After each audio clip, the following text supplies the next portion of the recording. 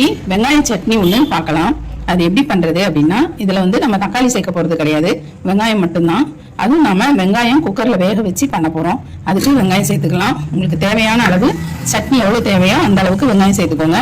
உங்களுக்கு காரம் ஏற்ற மாதிரி போட்டுக்கோங்க. இப்போ வெங்காயமும் காஞ்சி மிளகாயும் போட்டாச்சு. இதை நாம குக்கர்ல ஒரு விசில் விட்டுறலாம். ஒரு விசில் விட்டுட்டு அடுத்து நாம என்ன செய்யறதுங்கிறத பார்த்துடலாம்.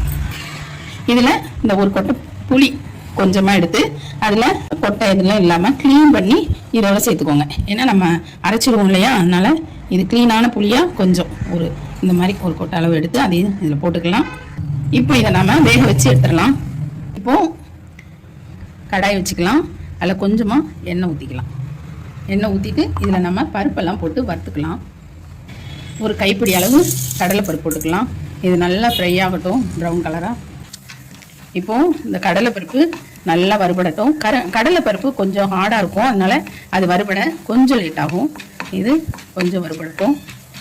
இப்போ இது வறுபட்டு இருக்கும்போதே நம்ம ஒரு கை துவரம்பருப்பு போட்டுடலாம். அதையும் நம்ம வறுத்துக்கலாம். நல்லா ப்ரௌனாக வறுபடட்டும். இது வறுபடும் போதே நம்ம ஒரு கைப்பிடி உளுந்து சேர்த்துக்கலாம். இதெல்லாம் நல்லா ஃப்ரை ஆகட்டும். கொஞ்சமாக ஆயில் போட்டு இதை நல்லா ப்ரௌனாக வதக்கிக்கலாம். இப்போது நம்ம இந்த பருப்பெல்லாம் போட்டோம் இல்லையா, இதில் பாதி அளவு நீங்கள் பச்சை பயிர் சேர்த்துக்கோங்க. இப்போ இதெல்லாம் ஒரு கைப்பிடி போட்டோம், இந்த பச்சை பயிர் மட்டும் அரை கைப்பிடி அந்த மாதிரி போட்டிருக்கோம். இது எல்லாமே நல்லா ஃப்ரை ஆகட்டும். நல்ல ஒரு ஃப்ளேவர் வருது இந்த பருப்பெல்லாம் வதங்குறது. இந்த ஸ்டேஜில் நாம் பூண்டு சேர்த்துடலாம். இதோட நல்லா இப்போ பாருங்கள் நல்லா வதங்கியிருக்கு. ஒரு கைப்பிடி அளவு பூண்டு உரித்து வச்ச பூண்டு நம்ம சேர்த்துருக்கோம். குக்கரில் வெங்காயம், காஞ்ச மிளகாய், புளி ஒரு கொட்டை புளி நம்ம வேக வச்சுருக்கோம். இந்த பருப்பெல்லாம் இப்போ போட்டு ஃப்ரை பண்ணுறோம். இப்போ இதில் வெங்காயத்தூள் சேர்த்துடலாம். கொஞ்சமாக பெருங்காயத்தூள் சேர்த்துடலாம். கட்டி பெருங்காயம் இருந்தாலும் சேர்த்துக்கோங்க. இப்போ இதில் நம்ம தூள் பெருங்காயம் சேர்த்துருக்கோம். ஆனால் இது வந்து இப்படி நம்ம பொன் நிறமாக வறுக்கணும், ப்ரௌன் கலராக பாருங்கள். பூண்டு எல்லாமே சேர்ந்து நல்லா ஃப்ரை ஆகிருக்கு. இந்த ஸ்டேஜில் ஒரு கைப்பிடி அளவு கருவேப்பிலை சேர்த்துடலாம். ஒரு கைப்பிடி அளவு நல்லா பச்சை கருவேப்பிலை சேர்த்தாச்சு.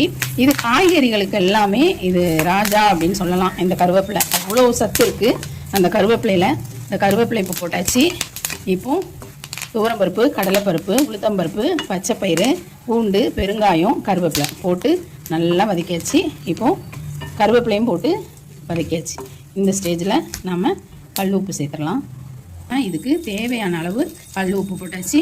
கல் உப்பு போட்டு ஒரு பரட்டிடலாம். இப்போ நம்ம ஆஃப் பண்ணிடலாம். ஆஃப் பண்ணிவிட்டு ஆறினோடனே அரைச்சிடலாம். இப்போ நம்ம வெங்காயம் வேக வச்சோம் இல்லையா, அந்த குக்கரை பார்த்துடலாம். பாருங்கள், வெங்காயம், காஞ்ச மிளகாய் நல்லா வெந்திருக்கு. இது ஆறினவுடனே இதுவும் அந்த பருப்பு வகைகள்லாம் தாளித்தோம் இல்லையா, அதை வறுத்து வச்சோம் இல்லையா, அதையும் போட்டு அரைச்சி எடுத்துகிட்டு வந்துடலாம். இப்போ இதை நாம் ஆற வச்சிடலாம். இது காஞ்ச மிளகாய் நல்லா வெந்திருக்கு பாருங்கள். இப்போது நம்ம இதை எப்படி நீங்கள் பிரித்து விட்டுக்கலாம், அப்படியேனாலும் அரைச்சிக்கலாம். ஆனால் இந்த மாதிரி பிரித்து விட்டிங்கன்னா கொஞ்சம் நல்லாயிருக்கும், சீக்கிரமாக ஆறிடும்.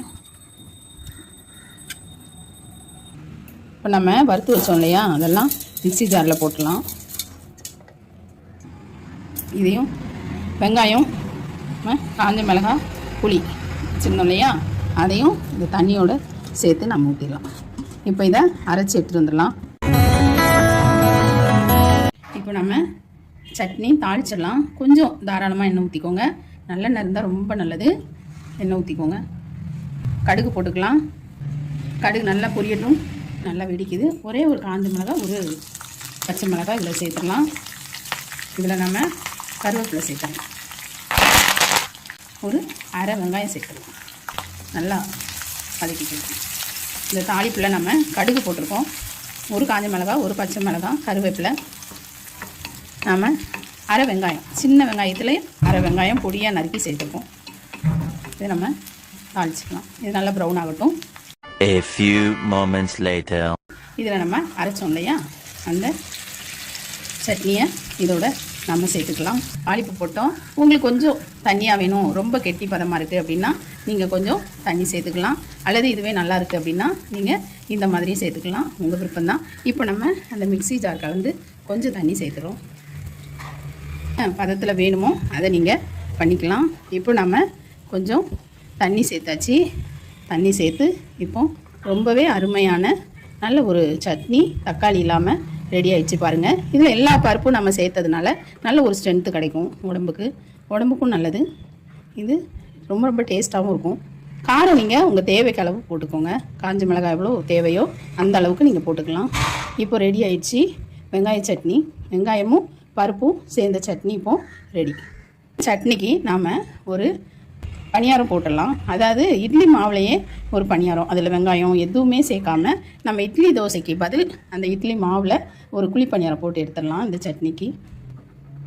இப்போ நம்ம பணியார சட்டி வச்சுட்டோம். அதில் கொஞ்சம் கொஞ்சம் எண்ணெய் ஊற்றிக்கலாம். இது வெறும் இட்லி மாவு தான், இதில் நம்ம எதுவுமே கலக்கலை. இதில் உப்பு மட்டும் போட்டு கரைச்சிருக்கோம். நம்ம இதை பணியார சட்டியில் ஊற்றிடலாம்.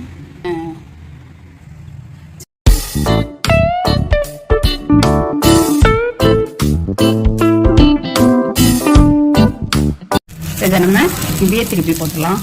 சரிங்களா, இதை அப்படியே திருப்பிக்கலாம்.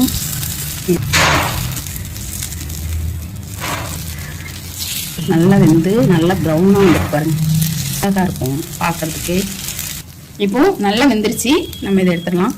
பாருங்கள் நல்லா சாஃப்டாக வெந்திருக்கு.